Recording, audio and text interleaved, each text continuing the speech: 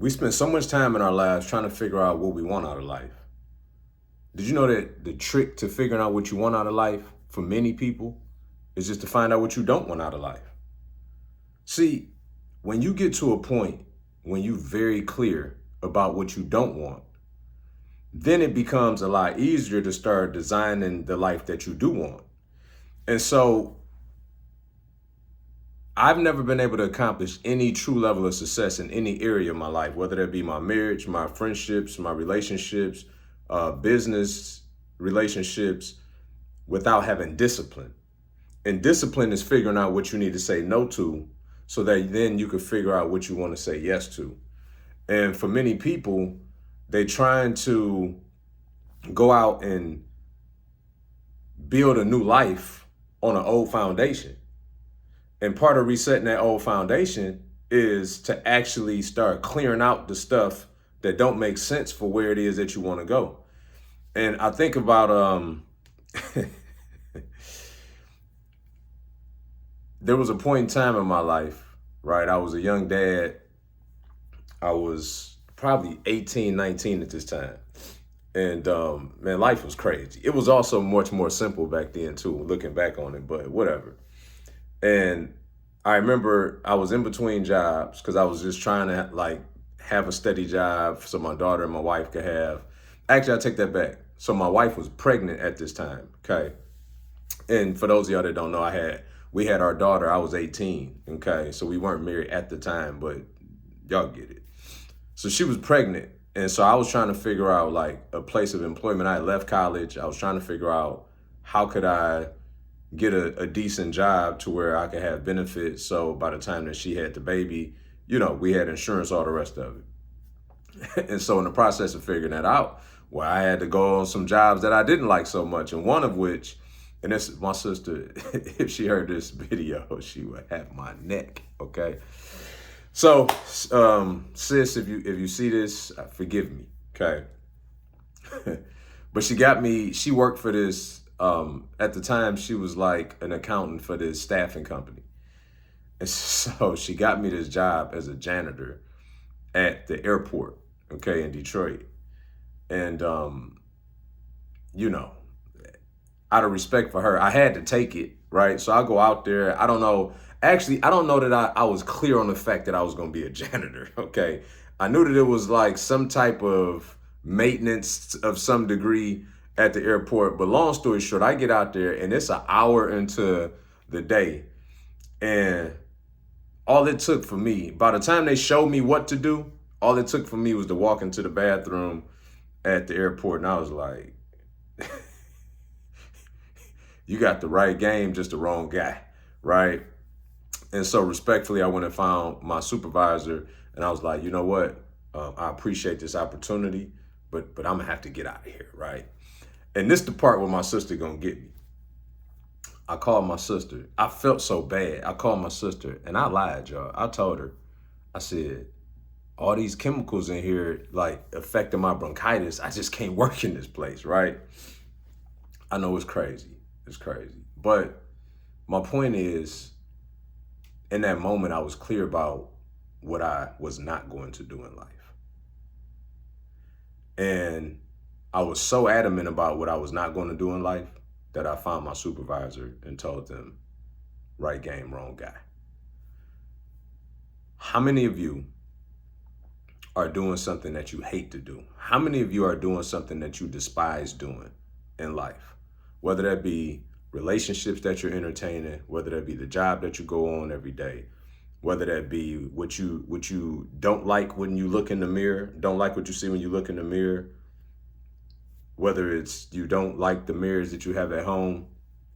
And I'm not telling nobody to go get divorced. What I am saying though, is that anything that you identify in your life that is not good for you or that you despise doing, instead of looking for a cool place in hell, just get out of hell. Do the things that you need to do to get out of hell. And just like me walking away from that job that I knew was not a good fit for my personality type, my skill set, and my preference, right? Yes, there are times where we got to do things that we don't prefer to do. And When I left that job that day, I went back to that apartment and I sat there and I started looking for other jobs. So it wasn't like I just was going to settle at the fact that I wasn't going to have a job, but I knew that I wasn't doing that job. There was no way I was getting up every day doing that, right?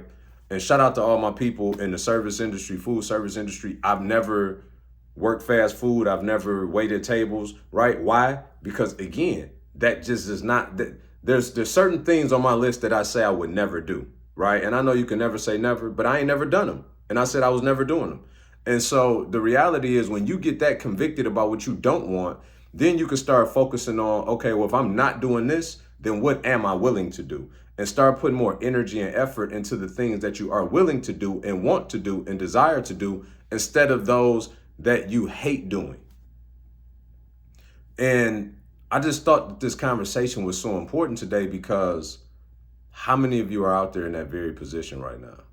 How many of you are going through life in the gray, as I would say? What do I mean? Going through life in the gray, meaning that you lukewarm, right? In the book of James, scripture tells us that God spits out lukewarm believers. God don't even like us in the middle. So why do we live our lives in the middle? And I know everything isn't black and white, but a lot of stuff is, because the root word of decide is to cut something off. Cut something off. But yet we leave ourselves options and everything. And unless or until we get convicted to a point where we start to cut off those things that don't serve us and only do the things that do, then our life is also going to look gray, very average, in the middle. And so for my people that want to have quantum leaps, I want you to do an audit, take an inventory over where you sit right now in your life. Look at all those things that you found a proverbial cool place in hell to just go along and get along, to anesthetize what you truly want on a day in and day out basis, just for the sake of being able to endure what it is that you got to do every day. You got to get to a point where you stop having to do stuff and you get to do stuff. That's when everything changed for you in your life. And so I hope this message was encouraging. I thought about this as I was driving in the car the other day about how I quit that job after an hour of being there because I clearly identified that it wasn't something that I should be doing. And so I look at everything else in my life from, going to work in corporate America, did that for 10, 12 years after college, quit at 35, became a multimillionaire in the process. And there's constant iterations. Now there's certain things about what I do today that I don't particularly care for. So I'm changing those things as well, right? Because in every season, see, the more skill that you acquire for yourself, the more options and opportunities then you have for yourself. So what happens is as your skill set continues to evolve and increase, then you're opening up more opportunities for yourself. Okay.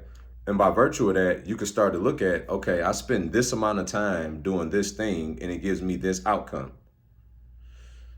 I could spend this amount of time doing this thing and it would give me this outcome. So now I have the autonomy, I have the latitude to iterate my life constantly because I'm constantly evolving my skill.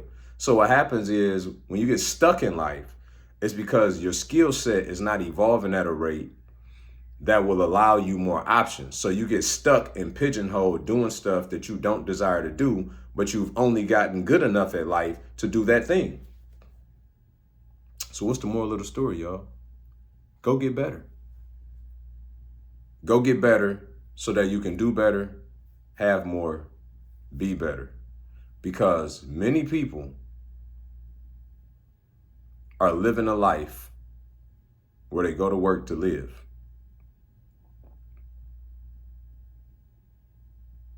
I want y'all to think about what I just said. Many people are living a life where they go to work to live. But far more people are living a life where they're living to go to work. You don't have to get up every day and go to work to live. I'm sorry, you don't have to get up every day and all you think about is, I got to go to work. I got to go to work. I got to go to work. I got to go to work, right? The bulk of your week is consumed by work. You have very little time to actually enjoy this thing called life.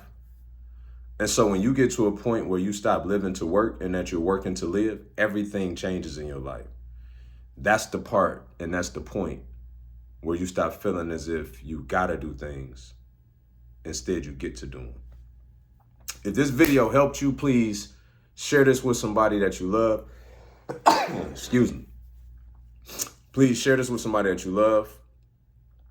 And turn your notifications on. I'm about to get back in it. I've been very, very, very, very busy with my schedule and doing a lot of other things, but I've been feeling a burden to get back to making these videos for you guys. And so turn your notifications on.